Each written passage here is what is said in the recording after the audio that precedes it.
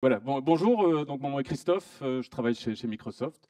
Je viens de changer de fonction, donc j'étais effectivement account technology stratégiste et je deviens à partir du 1er octobre account exécutif pour des clients fantastiques. Et donc je vais passer la demi-heure qui vient, c'est un peu dans la foulée de ce que Didier vient de vous expliquer, dans l'impact concret que l'intelligence artificielle peut avoir dans la vie de tous les jours. Et tous les exemples que je vais vous montrer aujourd'hui sont des exemples, allez, quasi tous les exemples que je vais vous montrer sont des véritables exemples de mon utilisation personnelle de l'IA. Et je vais vous montrer comment ça peut avoir un impact concret sur votre productivité. C'est juste bluffant, vous allez voir. Je vais faire des démos en direct, donc soyez indulgents, en espérant que les dieux des démos sont avec moi. Donc la plupart, enfin non, toutes les démos sont live, donc on verra si le Wi-Fi tient et si tout le reste tient. C'est parti. Donc, c'est vrai que dans mes différentes interactions avec mes anciens clients, ou parfois même au sein de mon cercle familial, j'entends parfois des gens qui disent ouais, attends, t'es gentil, mais l'intelligence artificielle, c'est encore un nouveau buzzword, c'est un peu l'équivalent de la crypto. À l'époque, blockchain, par exemple, c'était un bel exemple, technologie magnifique, hein, vraiment au niveau conceptuel fantastique, mais qui aujourd'hui a encore un projet blockchain? Levez la main. Ah, un, deux projets blockchain. Donc voilà. Alors que la techno est super, mais c'est vraiment un exemple classique de technologie qui est géniale, mais pour lequel on a dû trouver des scénarios. L'inverse de ce qu'on fait, évidemment. Et ce qu'on voit au niveau de l'intelligence artificielle, ça n'a absolument rien à voir. Ça fait presque 30 ans que je suis dans l'IT. J'ai commencé chez Microsoft en même temps que Didier, à peu près. Euh, j'ai jamais vu ça. J'ai jamais vu ça. J'ai connu, pour vous dire, comme ça fait un bout de temps que je suis là, j'ai connu l'avènement d'Internet, hein, pour dire comme je suis vieux, enfin senior on dit, ça fait mieux. Et je me rappelle encore les chefs d'entreprise qui se demandaient ce qu'ils allaient faire avec Internet. À l'époque aussi, on se disait, bah, c'est juste un buzz, ça va passer, de toute façon c'est trop lent, il n'y a rien de moyen de faire. Même chose avec l'intelligence artificielle. Quand vous voyez les chiffres, ben Didier, je reprends le slide de Didier ici, hein. Si vous regardez simplement les données, il a fallu moins de 2 mois pour obtenir 100 millions d'utilisateurs au niveau de ChatGPT d'OpenAI.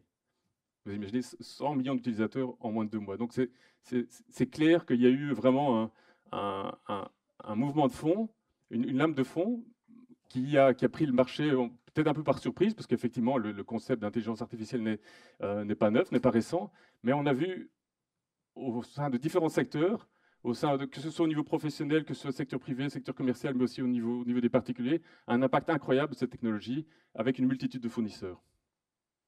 Et une des raisons pour lesquelles, ça fait encore 20 ans que je travaille un peu plus de 20 ans que je travaille donc chez Microsoft, contrairement à Didier, j'ai pas toujours été, voilà, j'ai été aussi voir dans d'autres crèmeries, j'ai été voir d'autres hyperscalers, mais une des raisons pour lesquelles je suis retourné chez Microsoft, c'est la façon dont on fait la tech. On adore la technologie chez Microsoft, on est une boîte de tech, c'est sûr, mais on ne fait pas de la tech pour la tech. L'idée, c'est de se dire comment peut-on utiliser une technologie pour qu'elle bénéficie au plus grand nombre. C'est ça l'intérêt. Et ça, c'est ça vraiment qui va faire la différence d'une société comme Microsoft, c'est de vous dire comment utiliser l'intelligence artificielle, qui est en soi une technologie magnifique, mais comment la rendre utilisable par un maximum de gens pour maximiser l'impact. Et vous allez le voir, c'est tous les jours, je me lève, je peux profiter justement de cette intelligence artificielle pour améliorer ma vie. Ça fait un peu coach de vie, ça, mais c'est vrai que c'est. Mais je vous le dis, hein, en toute objectivité, c'est juste incroyable. Alors, pour un peu illustrer ça, je vais faire référence à une analogie que j'aime assez bien, qui vient d'Herbert Simon, qui est un scientifique plus ou moins connu. En tout cas, il a eu un Turing, il a eu un prix Nobel, et pour ses travaux sur le fonctionnement du cerveau humain. Enfin, je résume et je simplifie à outrance, mais en fait, son idée, c'est de dire on peut comparer le cerveau humain à une paire de ciseaux. Vous avez une lame contextuelle et une lame cognitive. La lame cognitive, c'est votre intelligence. La lame contextuelle, c'est votre mémoire. Et donc, vous avez besoin des deux pour pouvoir travailler, pour pouvoir fonctionner, pour pouvoir vivre de manière normale. Donc, en utilisant les deux lames des ciseaux. Si par malheur, par exemple, vous êtes frappé d'amnésie, si vous allez donc perdre cette lame contextuelle, ben, d'un seul coup, vous n'allez pas devenir stupide, mais vous allez pouvoir fonctionner, vivre moins facilement. Et c'est la même chose en fait pour l'intelligence artificielle. À nouveau, je fais l'analogie avec Microsoft. On est une boîte de tech, on adore la technologie, donc évidemment, on va passer à investir énormément de ressources par rapport aux modèles, que ce soit style OpenAI, Mistral et tout ça, pour les rendre possibles sur notre plateforme. Mais ce qui vraiment est intéressant, c'est de coupler donc cette technologie avec vos données. Et donc, à l'instar des ciseaux, c'est de combiner les modèles d'IA générative avec vos données d'entreprise, avec vos données privées, qui évidemment vous restent propres, vos données restent vos données, mais qui vont permettre justement de déployer toute une série de scénarios. Et donc, cette analogie de ciseaux, si vous la gardez en tête, c'est ça qu'on va voir. En fait, Microsoft a déployé donc ce qu'on appelle copilote. En fait, le mot est important, hein, on dit bien copilote, on ne dit pas autopilote. Donc, ce sera toujours en parallèle, en aide, en support.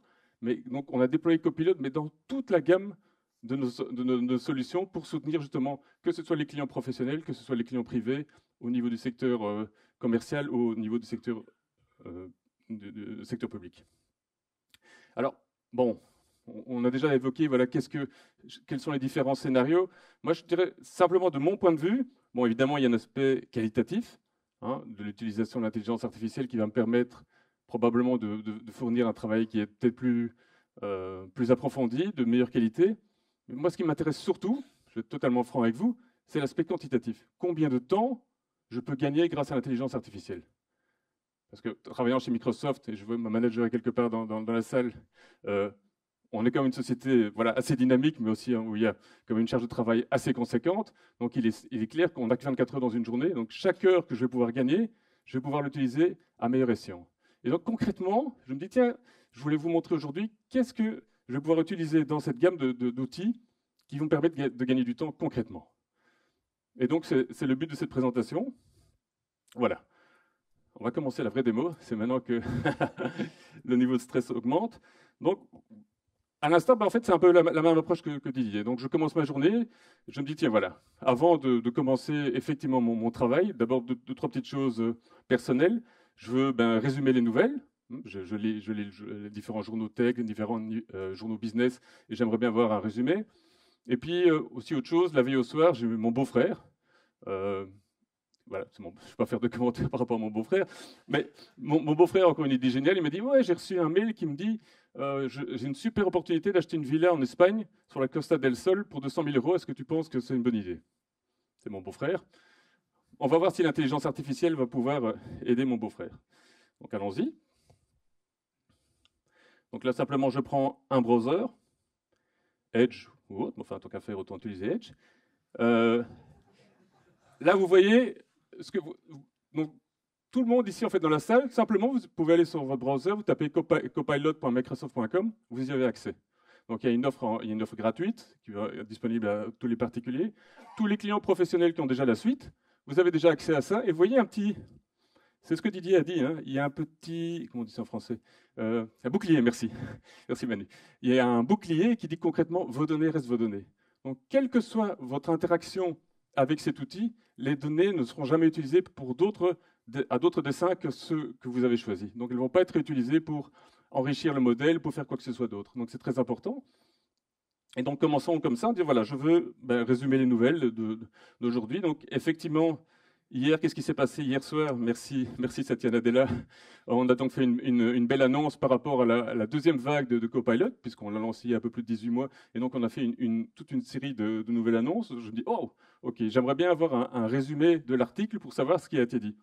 Donc, tout simplement, je prends l'adresse de l'article, je vais dans Copilot, et je lui dis, fais-moi un résumé de cet article. Alors, vous voyez, évidemment, j'ai une interface en anglais, je pose ma question en français, la langue n'est pas du tout pertinente. Hein, donc, automatiquement, il va me donner normalement voilà, un résumé des différentes annonces. Donc, ça me permet de gagner pas mal de temps et je peux voir, le cas échéant, si j'ai envie de lire l'article en entier. Première chose, typique résumé de quel que soit l'article. Maintenant, il y a peut-être d'autres nouvelles. Il y a un article qui avait aussi attiré mon attention, c'était à propos de tout ce qui était comment on dit ça en français? L'ordinateur quantique, oui. Difficile hein, de trouver les mots en français, on n'a pas toujours l'habitude. Donc l'ordinateur quantique, donc un article très intéressant, on a fait une annonce et tout ça, donc c'est intéressant, mais quand vous voyez, il est 7h30 du matin, c'est un article assez long, je ne suis pas encore entièrement réveillé, et puis ça a l'air assez compliqué. Même chose, je vais lui demander de me résumer cet article. Donc je retourne dans Copilot, et je lui demande, résume-moi.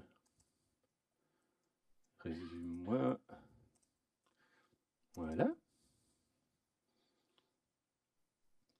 Et donc la même chose, il va me résumer les points clés. Mais on est entre nous.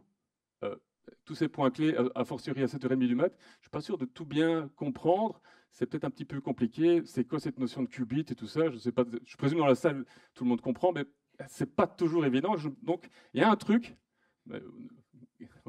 C'est capté, donc ça va être public. Mais il y a un truc que j'utilise tout le temps, c'est simplement dit, explique ça à un gamin de 12 ans. Et vous allez voir, ça marche très bien. Vous dites, mais explique ça à un enfant de 12 ans. 12 ans, voilà. Je vais y arriver. Et c'est assez bluffant. Quel que soit le sujet, il va arriver à prendre les concepts qui peuvent être vraiment compliqués et l'expliquer de manière... Enfin, vous pouvez mettre 12 ans, 10 ans, enfin, vous prenez l'âge que vous voulez. Mais c'est vraiment fascinant parce qu'il va expliquer donc des concepts qui sont quand même vraiment compliqués de manière enfantine, mais compréhensible. Ici, je l'ai fait avec le quantum computing, mais vous pouvez le faire avec des sujets politiques, de géopolitique ou ce genre de choses. C'est vraiment intéressant. Et ça vous permet à vous aussi de mieux comprendre peut-être des sujets qui sont parfois un peu fort techniques. Voilà, donc ça c'était... J'ai déjà gagné un petit peu de temps pour la lecture des news. Et puis, ah oui, mon beau-frère. Donc mon beau-frère a vu cette villa, il ne faut pas que j'oublie, de 100 000 € sur la Costa del Sol. Bon, on va demander à Copilote ce qu'il peut me donner comme info. Donc je vais reprendre... Il m'a envoyé une photo. Donc je vais aller chercher la photo de la villa en question. Voilà. Vous voyez la villa? Petite villa sympathique. Et il me dit, je pense, on me la propose à 200 000 €. Je vais chercher... Voilà. Je crois que j'avais déjà le lien quelque part. Plus bas? Voilà, merci. Ouais, c'est pour éviter de devoir taper. Et donc, ici, tout simplement, je dis, ben voilà, quand tu vois cette photo, est-ce que tu penses qu'on peut effectivement l'acheter pour 200 000 € ou c'est une arnaque? Et donc là, on voit, comme Didier l'a expliqué, hein, c'est en fait un modèle qui est un peu comme un couteau suisse. Il peut faire plein de choses. Donc le même modèle va être utilisé pour une série de choses. Faire des résumés, ici l'analyse d'image. C'est le modèle gratuit. Hein. Donc ici, vous pouvez l'essayer ce soir en rentrant chez vous. On va voir ce qu'il va me dire. Il va regarder la villa, il va analyser la villa et puis il va me dire, une villa moderne, il voit une piscine à débordement. Et puis il me dit, étant donné son apparence, probablement que ce ne sera jamais à 200 000 €. Donc vous imaginez la capacité du modèle. Alors pour la petite info, c'est juste un gag, mon beau-frère ne m'a jamais demandé ça. La véritable histoire derrière, si vous voulez savoir, c'est que mon client avant était SPF Finance, et j'avais montré ça au contrôleur des contributions. Et eux, ils étaient vraiment stupéfaits jusqu'au moment où mes collègues m'ont dit, mais t'es fou quoi, tu es en train de leur donner de mauvais exemples. Mais maintenant, plus sérieusement, c'est vrai que cette capacité d'analyse d'image, et je vois Antoine, c'est Antoine qui m'a donné l'idée initialement, vous pouvez aussi l'utiliser à plein d'autres fins. Par exemple, on prenait le premier scénario, c'était une analyse de voirie. Vous faites une photo devant chez vous et vous demandez à ChatGPT, ou ici à Copilot, dis-moi ce qu'on pourrait faire en termes de mobilité. Et c'est incroyable, c'est bluffant. Il va vous dire, tiens, je vois qu'il n'y a pas de piste cyclable, je vois qu'il y a des câbles qui pendent. Enfin, c'est vraiment incroyable. Et quel que soit à vous, dans votre business, dans votre activité, un scénario où il y a une analyse d'image, Copilot va être capable de le faire. Donc, c'est assez bluffant. Voilà, donc, je viens de terminer mon petit déjeuner. On va passer à l'étape suivante. Et il est 8 heures. Satya Nadella, notre CEO, vient de faire cette annonce. Et donc, il y a une vidéo qui dure une demi-heure, que j'ai reçue dans mon mail grâce à ma patronne, et qui me dit, voilà, il y a une super annonce. Je dis, mais voilà, moi j'ai une présentation à préparer, comment est-ce que je vais regarder cette vidéo? Ben, simplement,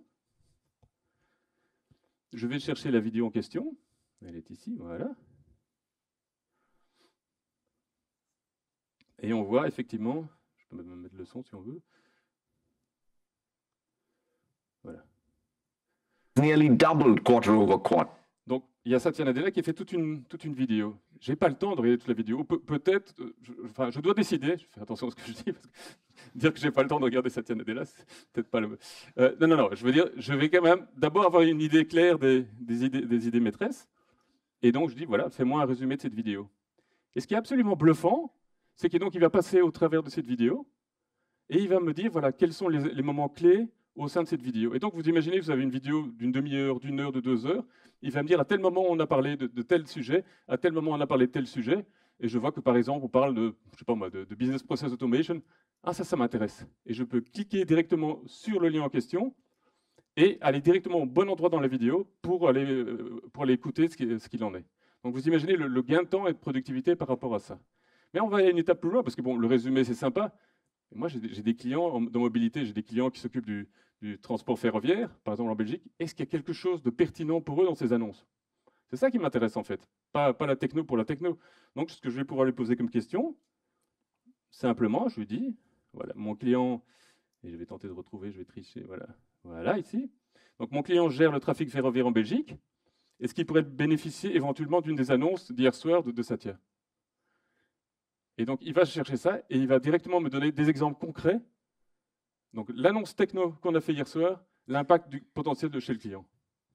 Vous imaginez dans votre entreprise, dans votre organisation, justement le gain de temps et de productivité par rapport à ça, c'est juste incroyable. Vous êtes d'accord ou on est bien d'accord. Alors, continuons la journée parce que je n'ai qu'une demi-heure. Sinon, voilà, il est 10 heures.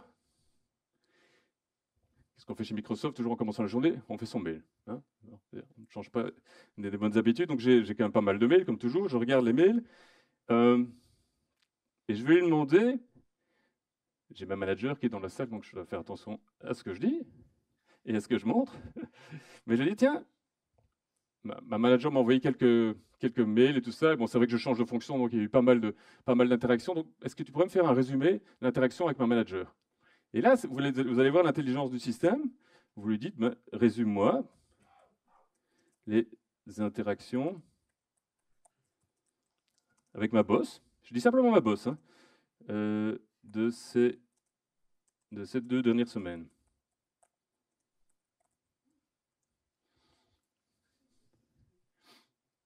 Et là, il comprend ma boss, parce que c'est ma manager, peut-être pas très respectueux. Enfin bon. Je dis voilà, ma boss, Yoke, et automatiquement, il va aller chercher les différentes interactions, mais non seulement au niveau des messages, donc des mails, mais également au niveau des chats, au niveau de toutes nos différentes interactions. Donc j'ai vérifié avant, normalement, il n'y a rien de sensible. Je ne vais peut-être pas rester trop longtemps sur l'écran, mais normalement, il n'y a rien de sensible. Mais donc vous voyez, là, c'est déjà classifié. Mais j'aimerais bien aller une étape plus loin en disant, voilà, c'est sympa de me faire un résumé de mes différentes interactions, mais j'aimerais bien en faire quelque chose que je puisse effectivement utiliser. Et là, j'ai pris un prompt que Marek avait mis à un moment, avait partagé. C'est ça aussi qui est intéressant, c'est qu'on est au tout début de la techno. Et donc tout le monde se partage des trucs, des prompts et tout ça. Et c'est ça qui est vraiment intéressant. Et j'avais vu ce prompt de Marek, je dis, ah oui, c'est vrai que ça c'est cool. Et donc j'en ai fait ma version, hop, ici. Et donc l'idée, c'est de dire, fais-moi un résumé par rapport à ça, donc mes interactions avec Yoke, mais mets-moi ça dans un tableau. Mets-moi ça dans un tableau et mets-moi aussi les activités, les interactions où il y a effectivement un follow-up, où je dois faire quelque chose en fonction de cette interaction. Parce qu'il y a plein d'interactions, c'est sympa, mais j'ai rien à faire d'autre. Mais là, je peux faire un suivi. Je vois Jérémy qui rigole. Voilà, et on voit effectivement les différentes choses à faire. Alors, on a fait une annonce hier. Je vais juste vous montrer, mais vraiment 5 secondes, la plus grosse annonce qu'on a faite hier. Parce que non seulement il y a l'intelligence artificielle, mais ce pourquoi Microsoft a toujours été leader sur le marché et vraiment célèbre, c'est tout ce qui est collaboration. Et le coup de génie qu'on a annoncé hier, c'est la mise en commun, de l'intelligence artificielle avec tout ce qui est collaboratif. Et donc ici, par exemple, j'ai une interaction avec un copilot, mais c'est juste moi et le copilot. Ce qui serait absolument génial, c'est de dire, mais pourquoi je ne peux pas avoir cette interaction, le copilot, moi, mais aussi tous mes collègues. Et donc, en fait, c'est exactement ce qu'on vient de faire avec donc cette annonce au niveau de page. Et vous voyez, le résultat de ma recherche peut être transformé dans un document qui va me permettre de base pour pouvoir collaborer avec mes collègues. Et donc là, par exemple, au lieu de que ce soit juste moi, mes collègues vont avoir accès à ça. Donc je peux dire, par exemple, je suis donc sur la page ici, et je peux demander à un collègue de ce qu'il en pense. Donc simplement, je vais ajouter mon nouveau collègue et je vais dire, tiens, Juan, ça marche, voilà, Juan, qu'en penses-tu? Et automatiquement, quand je vais cliquer comme ça, le résultat de ma recherche au niveau intelligence artificielle va être partagé avec mes collègues, et de là, on peut commencer tout un workflow. Tout ça en restant dans le même environnement. Donc, c'est vraiment phénoménal. Alors, on continue la journée. Alors, oui, deuxième exemple en termes de collaboratif, en termes d'Outlook, je présume que vous avez tous un peu, on va dire, l'angoisse de la feuille blanche. Le problème, quand vous devez envoyer un mail en tant que commercial, lorsque je dois envoyer un mail, par exemple, à un client pour dire, tiens, il faut inviter, par exemple, tous nos clients à un event.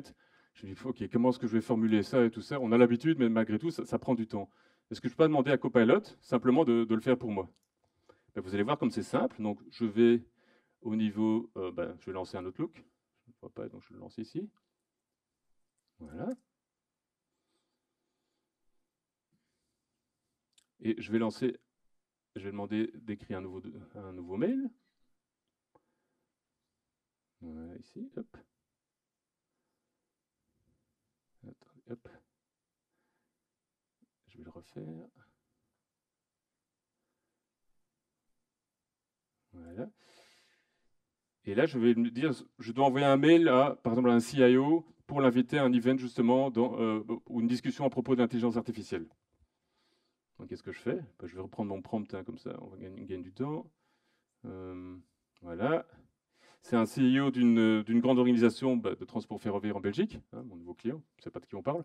Mais voilà, voilà un premier draft du mail que je pourrais lui envoyer. C'est assez succinct, donc je dis j'aimerais bien quelque chose un peu plus élaboré. Et vous allez voir, directement en clic, je peux dire fais-le un peu plus long.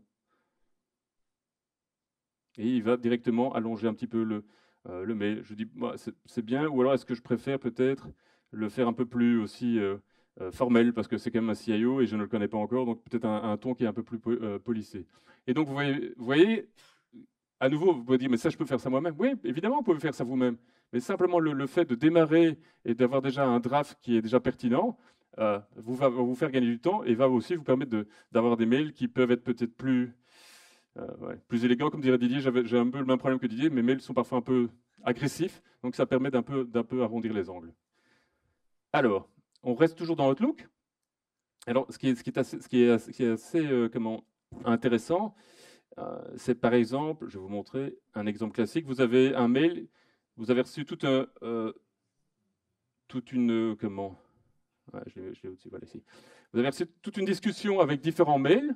Donc pendant une discussion qui a duré peut-être plusieurs jours, plusieurs semaines, avec plein de mails imbriqués. Et vous dites j'aimerais bien en discuter avec mes collègues. Et là, voilà, ici, dans mon cas présent, j'ai été on va dire, promu comme Wellbeing Lead. D'ailleurs, je ne sais pas où est Johan, mais donc je m'occupe de tout ce qui est fitness chez Microsoft Belgique, comme quoi. Et ouais, se demander comment. Enfin, bref.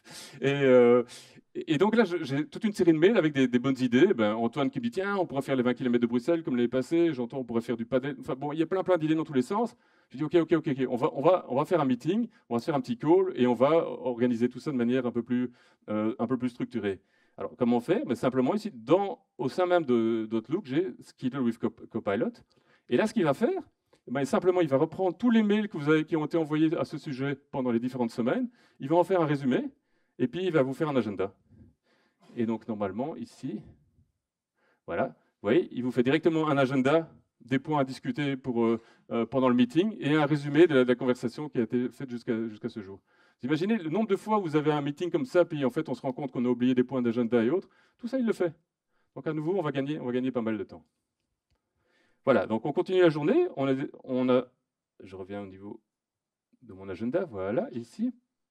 Donc on a envoyé un mail, on a fait les interactions avec Yoke, on a envoyé une invitation pour le well-being. Et puis, oh oui, il y a la présentation pour Aurélie, il ne faut pas que j'oublie.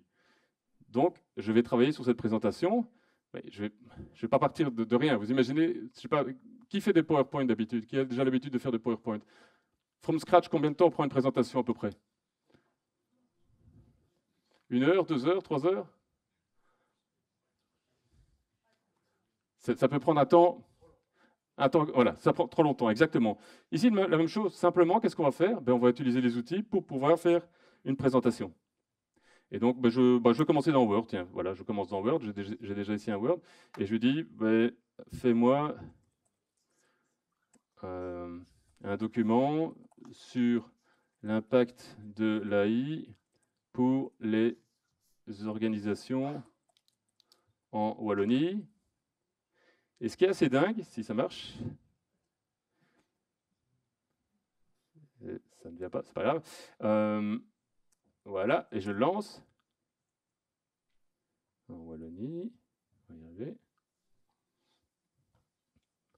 Et donc, il va déjà me créer un draft avec tout un comment dire, un squelette de documents qui va me permettre d'avoir une base pour ma présentation. Et donc, j'ai déjà le script. Bon, ici, on a été très rapidement. Je peux lui demander de donner des exemples concrets, de faire une analyse SWOT, etc., etc. Et donc, ce que je vais pouvoir lui demander, c'est une fois que ce document est fait, et à nouveau, on peut faire différentes itérations, mais vous voyez que le contenu est assez intéressant. Je vais dans PowerPoint et je lui demande simplement, crée-moi une présentation à partir de ça. Donc, dans PowerPoint, je lui dis, voilà, créez-moi. Voilà. Je le relance, parce que je vais peut-être lancer il y a un petit temps. Voilà.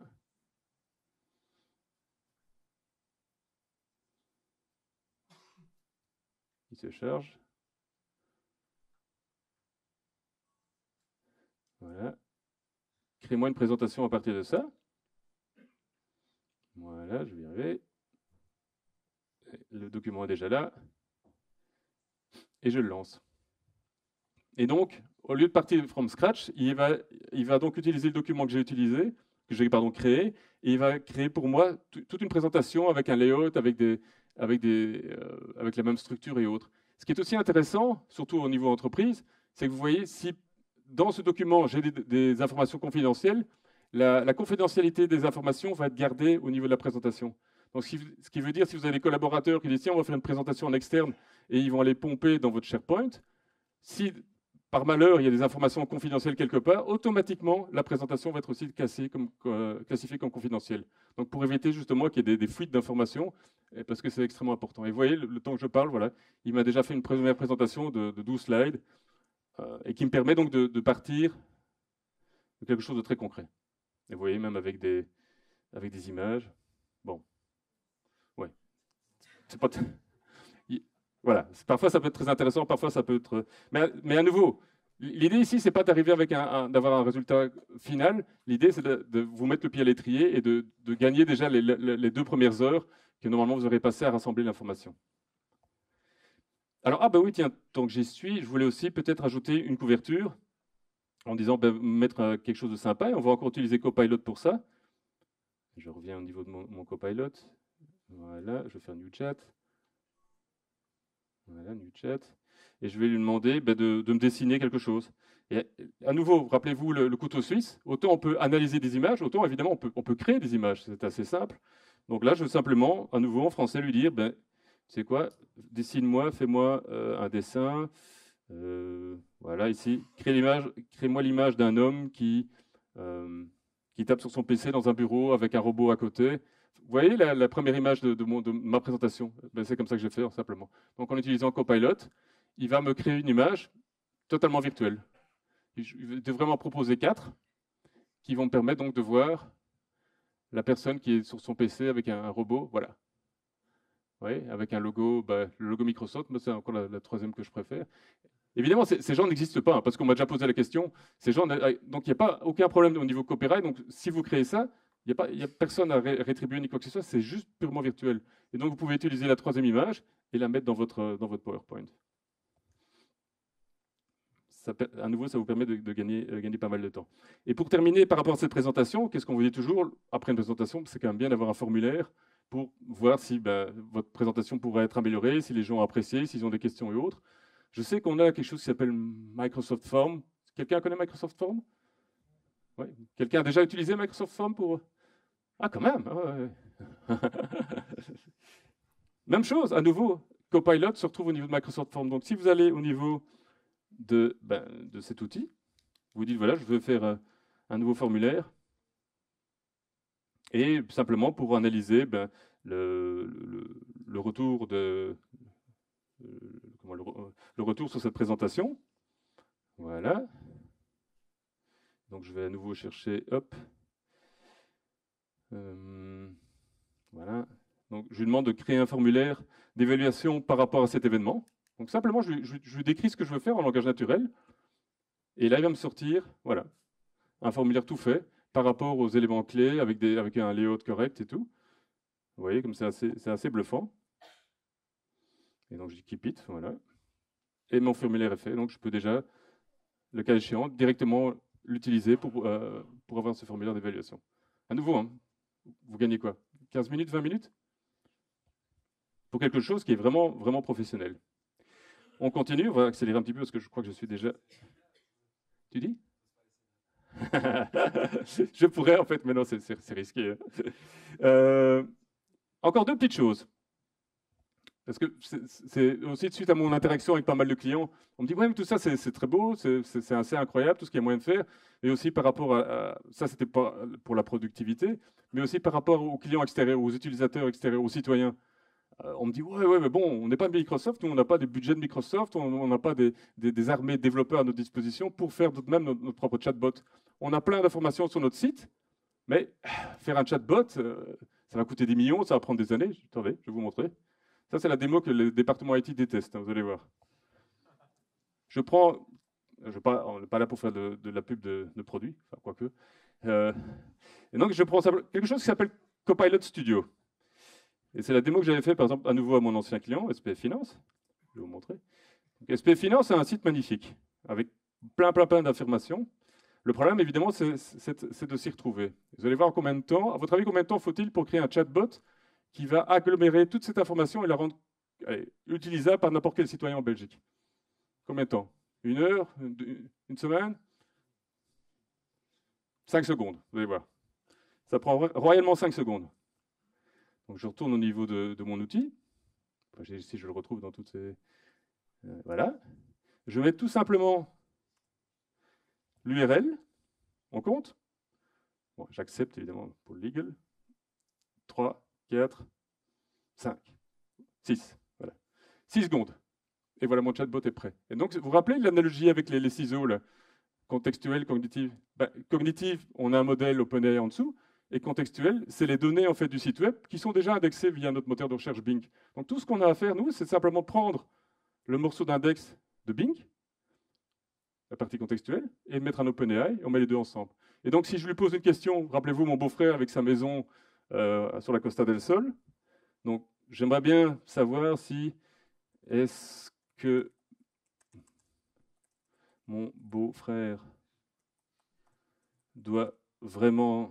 Il n'y a personne du SP Finance doit vraiment déclarer sa maison sur la Costa del Sol. Del Sol, voilà.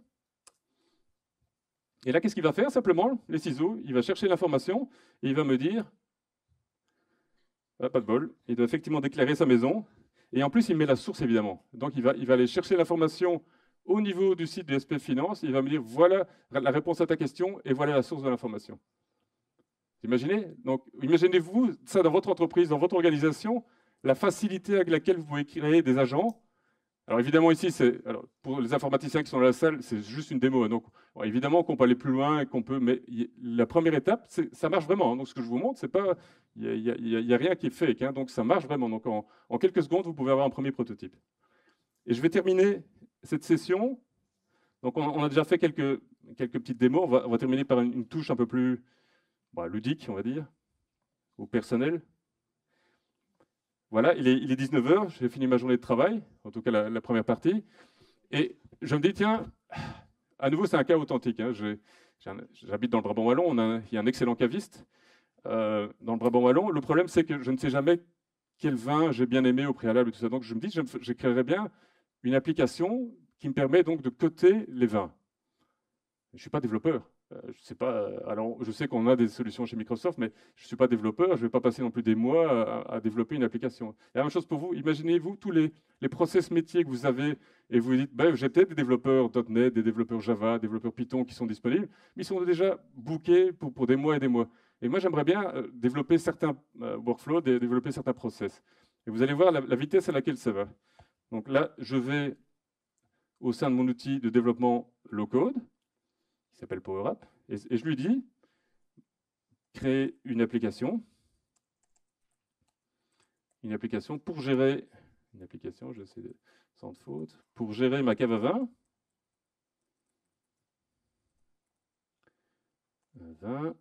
Pour que je puisse noter les bouteilles. Et comme ça, par la suite, je peux retourner chez mon caviste en sachant que, ah oui, ça, effectivement, le pinot noir, j'ai moins aimé. Par contre, le bourgogne, là, il était bien. Et vous allez voir ce qu'il va faire. En partant de rien. Voilà.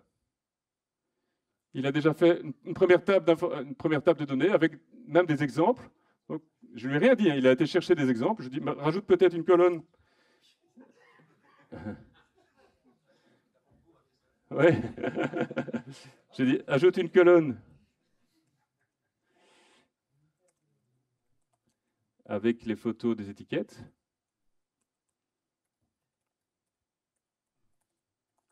Voilà, étiquette, je fais plein de fautes de frappe, pardon. Voilà.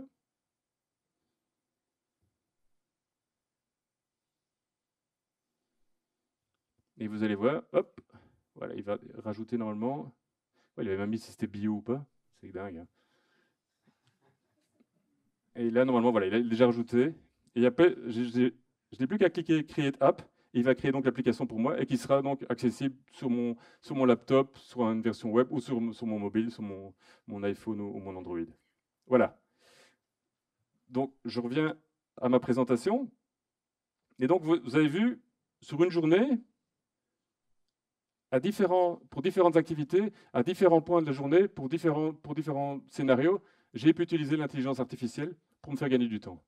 Alors, à votre avis, au global, combien de temps ai-je effectivement pu économiser? Ça tourne. Oui. Voilà. Bah, ça, c'est une estimation. Dans cet exemple-là, j'ai peut-être économisé plus de 2 heures dans ma journée grâce à l'intelligence artificielle. Ça va dépendre d'une personne à l'autre, ça va dépendre d'un profil à l'autre. Si vous demandez, ben, Marek, tu avais dit, je ne sais plus combien d'heures tu as économisé grâce à l'intelligence artificielle chaque semaine, c'était entre 5 et 10 heures. Voilà, donc ça dépend vraiment évidemment d'une semaine à l'autre, ça dépend aussi de vos activités, mais vous imaginez donc le temps que vous récupérez pour pouvoir faire autre chose. Donc pour pouvoir peut-être au contraire aller un peu plus en profondeur, pour pouvoir approfondir certaines tâches, mais vous imaginez le temps et la productivité, le gain en productivité, tout en sachant que ce que j'ai montré aujourd'hui, c'est juste le sommet de l'iceberg. C'est juste pour la productivité. Vous imaginez qu'en Copilot qu'on vient de montrer, on l'a mis à toutes les sauces. On l'a mis dans toute notre offre sécurité, on l'a mis dans toute notre offre CRM, on l'a mis dans notre offre, je regarde, de développeurs aussi avec GitHub Copilot. Enfin, vous imaginez donc, cette capacité va se retrouver au sein de notre gamme et va permettre vraiment de changer fondamentalement la manière de travailler. Je vous remercie pour votre attention, j'espère que c'était intéressant et je passe à vous. Merci.